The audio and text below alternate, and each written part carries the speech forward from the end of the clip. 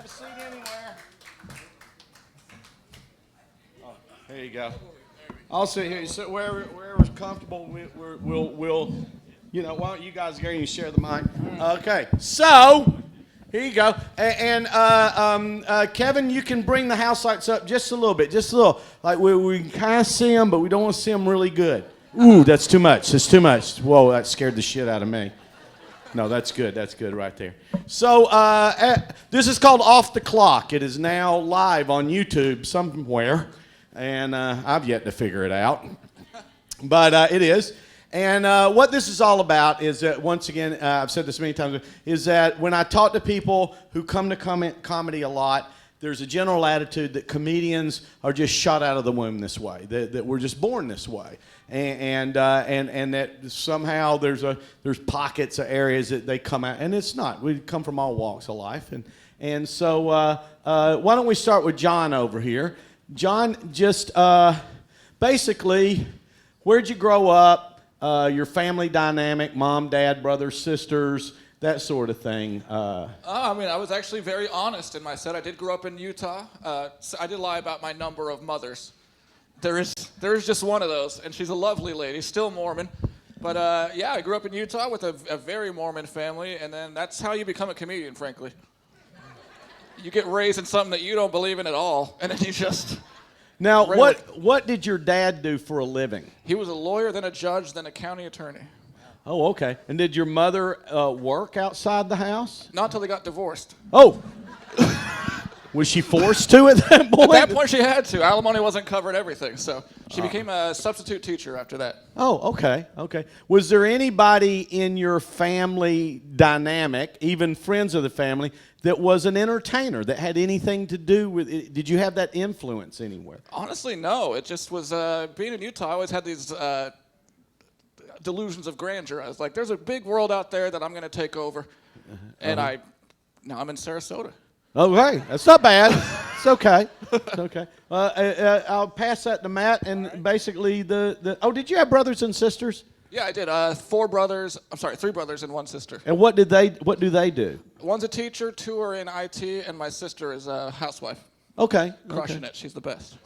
All right, awesome. Got 3 kids, and it's tough work. Nice, nice. And Matt? I'm the youngest of 8. Yeah. So, and most of my siblings are kind of funny and interesting. And my dad, when I was 5 years old, I was supposed to be in bed, but I didn't listen, and I heard a noise, and I had to crawl down the hallway to see what the noise was, because if they caught me out of the room, I'd be like spanked or whatever. And I heard this noise. I never heard it before, and I could look through the end table, and I couldn't see it was the TV that was on, but I could see my dad, and I could see him laughing.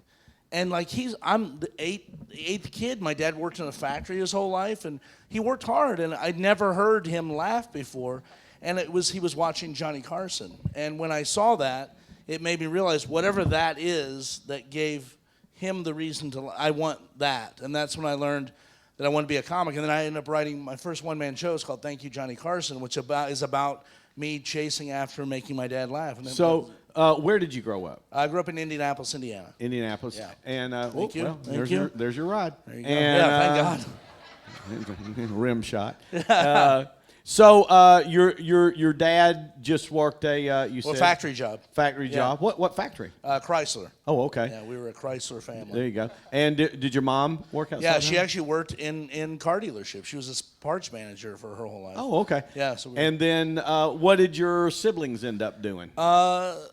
Time. Okay. A couple of them. Fair enough. Out of 8, you would expect a couple. Yeah, I mean, everyone says, "Oh, you come from a big family. You guys are close." Not really. I'm close to the brother that's closest to me in age. Right. But we were always shuttling in and out, So I'm not as close with everyone, and there's a few that have been in jail. So, there you go. Yeah. So with that big effect, was it back then the Catholic dynamic? No, we weren't. I always say we're not Catholic. We do drink, swear, and gamble. We just don't repent for it. Oh, okay. Yeah. Or use a condom. No, apparently. no, they didn't. I mean, right. Probably couldn't afford one. I assume. Okay, cool. Ty? Yeah. I was raised in Casa Grande, Arizona, which probably nobody in here is familiar with, and there's no reason for you to be. It's a shitty fucking town, and I'm glad to be gone. I'm not going there. Promise. There's no reason for you to unless you have to piss between Phoenix and Tucson.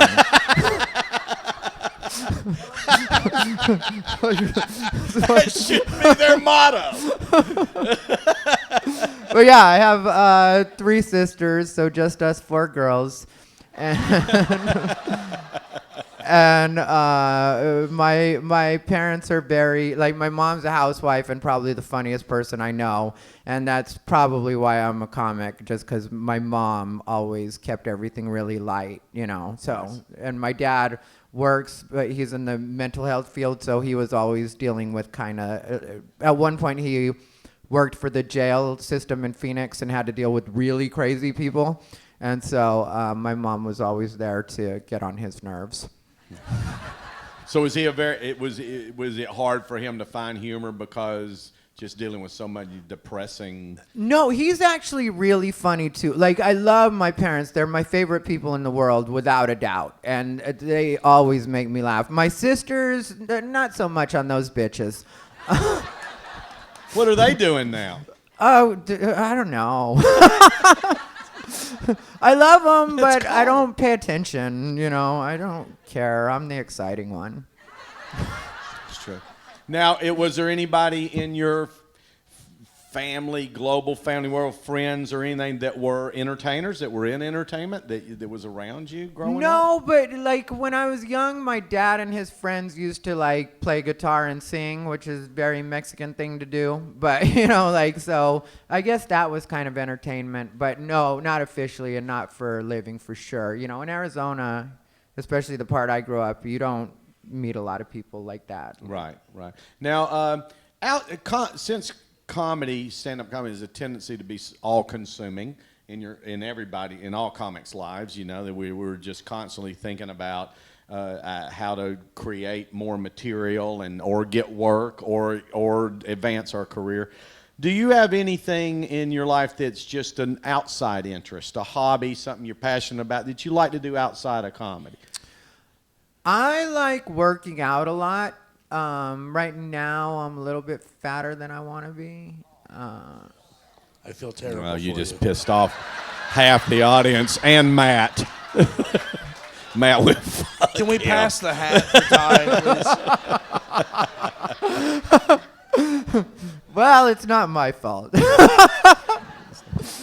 So do you? And I love fitness, and I'm a gym rat. Yeah. And as a matter of fact, I don't know if you're like me. If I miss like 4 days, I physically feel kind of ill. Oh yeah, and I feel Yeah. off too mentally. Like, you know, the gym all the way helps me out. And then I also have my dog, so you know, I hang out with my small dog all the time. She's a little Chihuahua. Nice. Yeah. Is there a certain fitness? Do you kind of have your own thing, or do you like classes? Do you like to be in a group setting? I like my own thing, and I don't like to talk to anybody while it's happening. I'm like you know, you. like I don't like gym friends. Like, my idea of a perfect gym friend is a guy that from across the gym gives you the like, "What's up?" You know, Right. like, that's a gym friend to me. Like, don't come over to me at a machine and like, you know, "Oh, I saw you the other night at the show and you're really funny." Yeah, get the fuck away from me. Yeah, I'm exactly the same way. It's almost meditational, and I don't like that. I'm like, working out and sex is the same. I don't want to talk. I don't want to.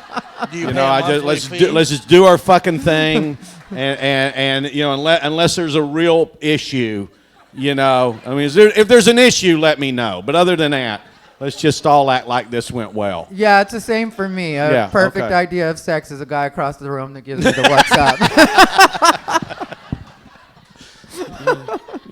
All right, I'm married. All right.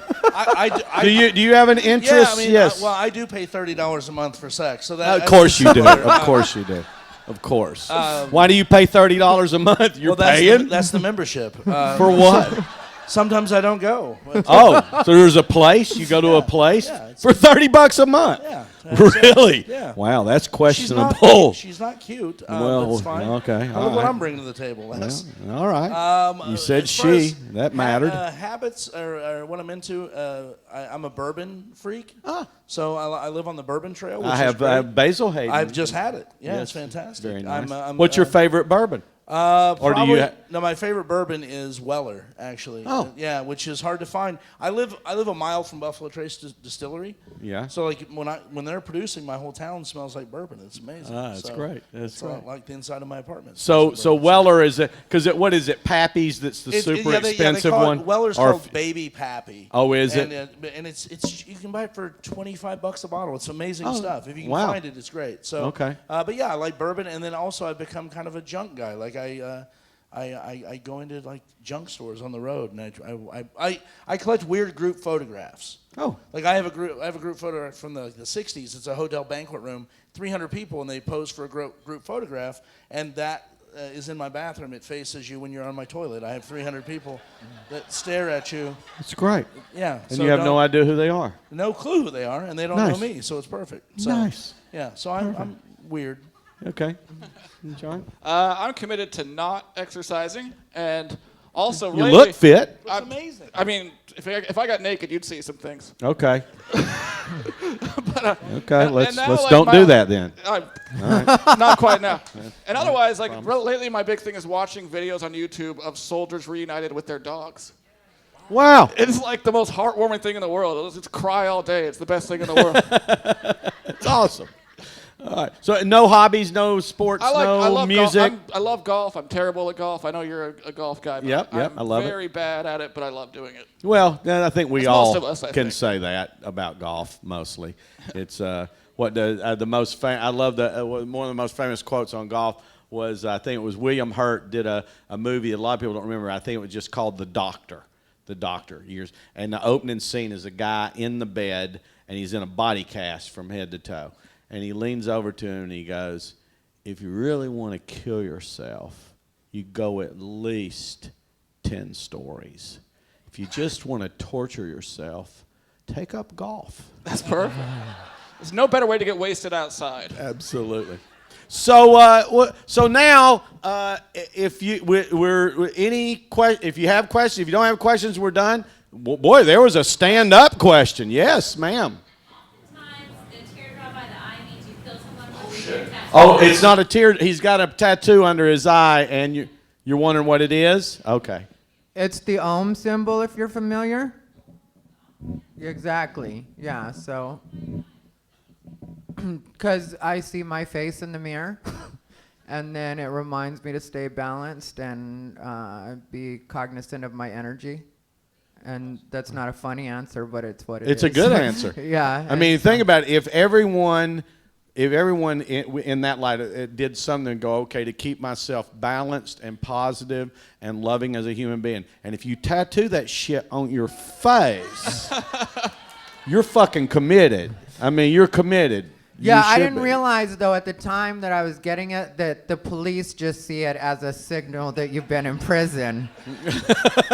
So I get pulled over. It's always a situation now. Oh, man. Yeah. All right. Another question. That was a good one. Yes. Yes, his name is Ty, and he's Yeah, Mexican. I actually changed my name because my real name is very Mexican. My real name is actually Tacos Hernandez. No way. Tacos. No one named the kid Tacos. No, of course not. It's Enchiladas Rodriguez. And that was more of a statement. Your name is Ty, but you're Mexican. I'm not sure if that was a question or just a statement of Yeah, you're bullying me, sir. Stop it. Stop it. All right. Another question? Anything for anybody up here? Yes, no? No? No, no, no, no, no?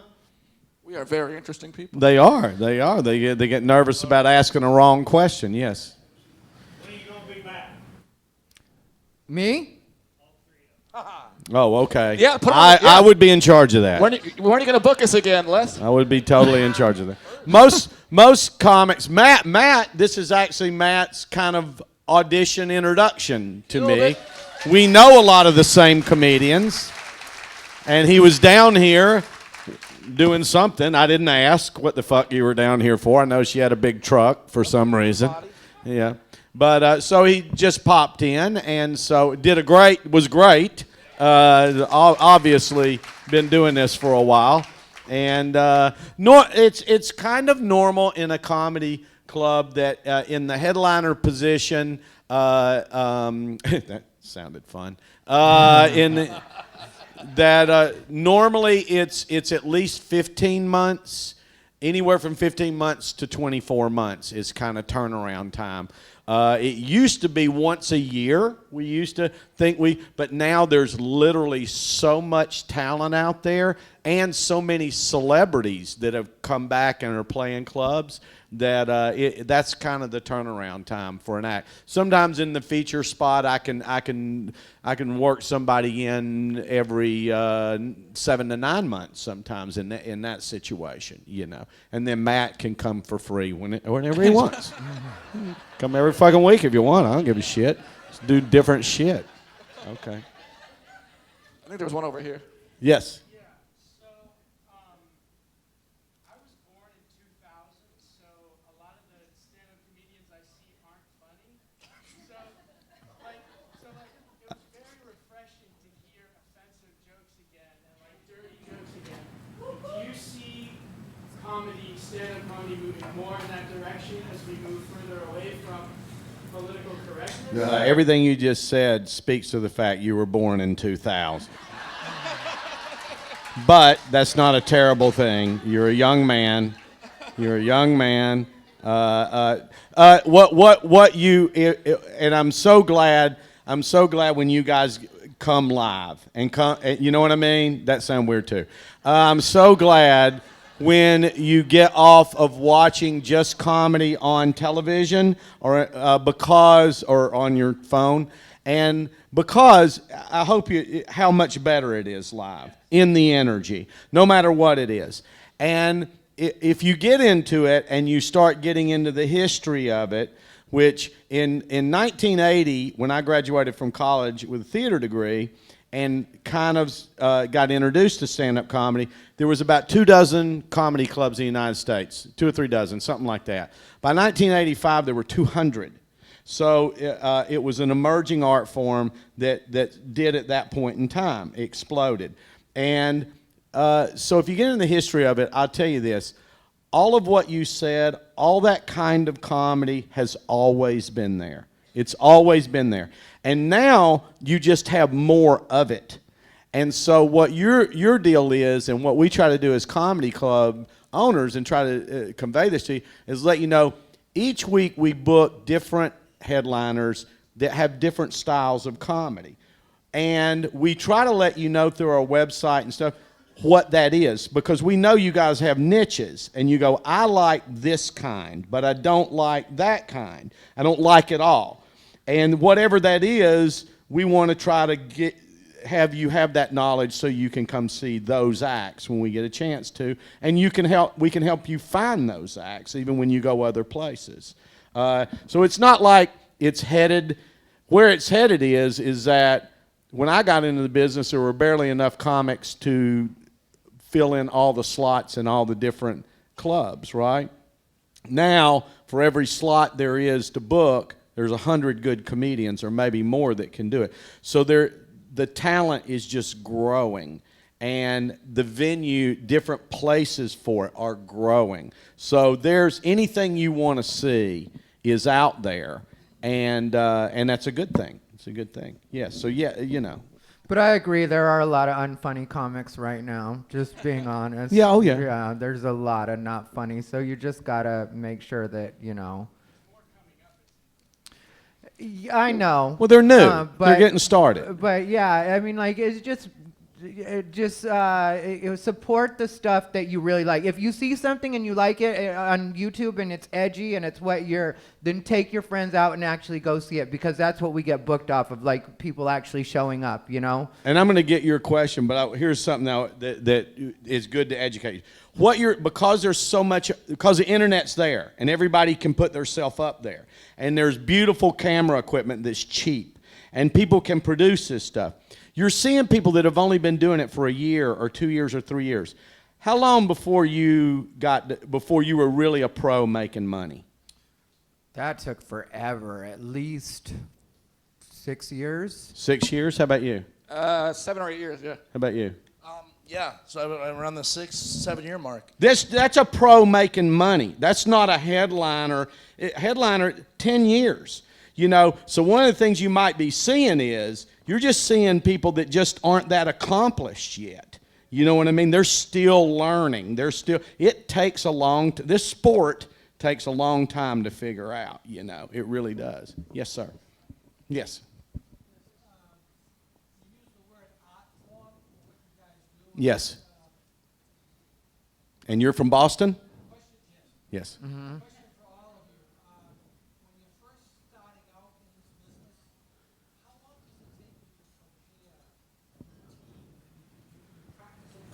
10 years. I think it to get to, and I think we just answered that, man, is that to get to the point where you can do an hour, you know, which is a headliner, 50 minutes to an hour, the first, that's pro quality, at least 5 years. At least 5 years. Just to get it there. And then you gotta get it working solid, and then you gotta get the work. So I mean, you're talking about, I think it takes as long to do this and get good at it and be a headliner as it does to get a doctorate degree. But yeah, when you first start doing comedy though, like I always tell people if they want to do it, like you just write down what you think is 5 minutes worth of material, and it doesn't really matter because you're going to forget it all the first time anyway. It's true because your nerves are going to take over. Like the first time I ever did stand up, I wrote everything on words to remind myself on my hand, you know. And then I was sitting there waiting to go on, and as I'm sitting there, I'm doing this because I'm so nervous. Yeah, and I get on stage, and I look to my notes, and they're gone, and then the audience started laughing because they saw the shock on my face, and that was really my first laugh in stand-up.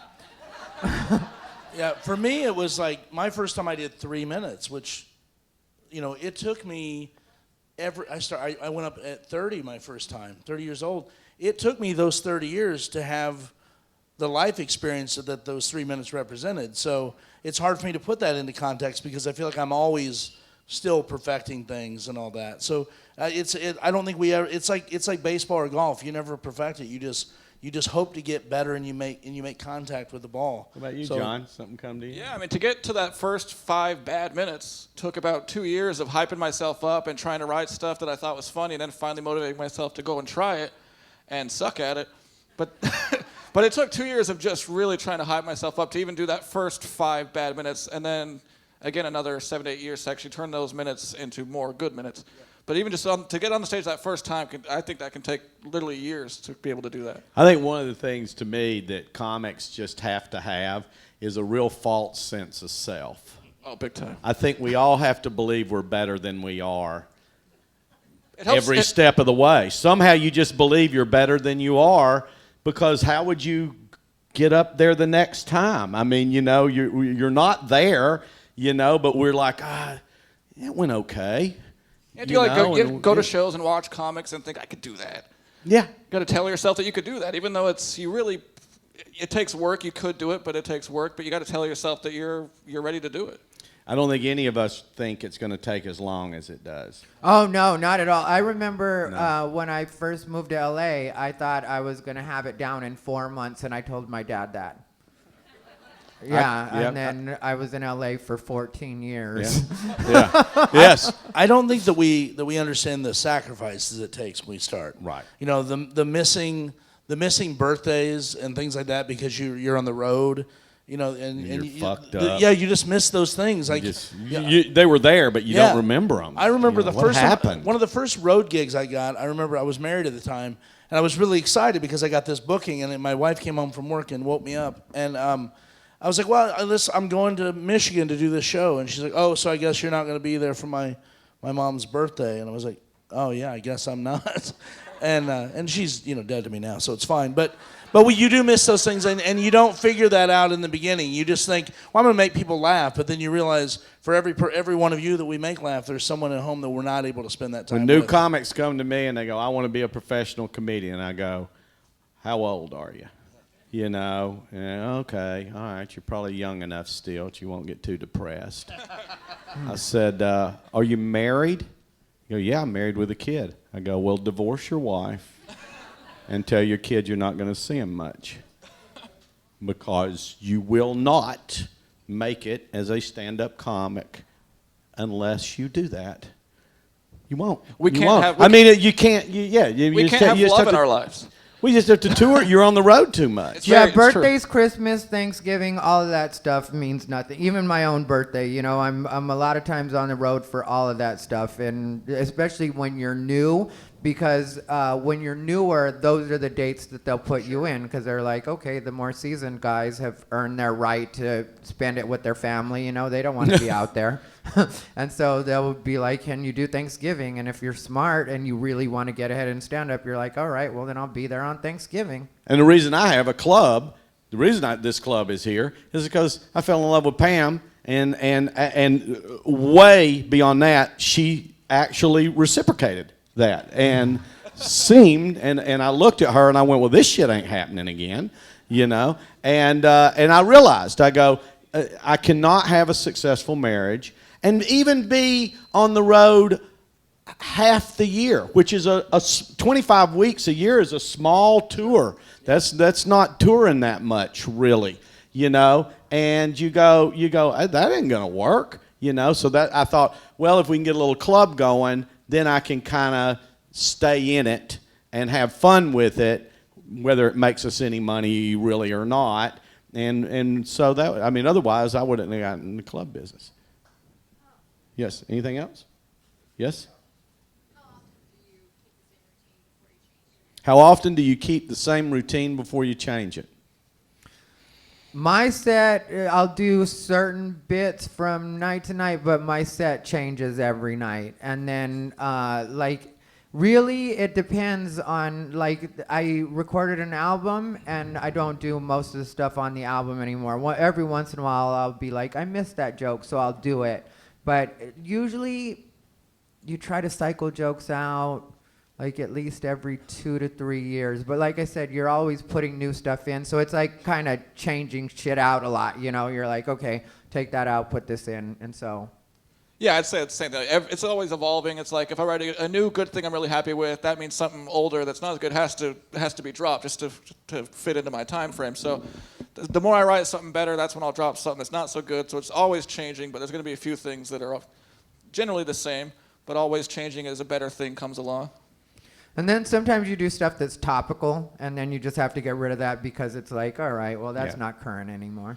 Yeah, I'm same thing. You just always try to move new stuff in and out, and I kind of write on stage.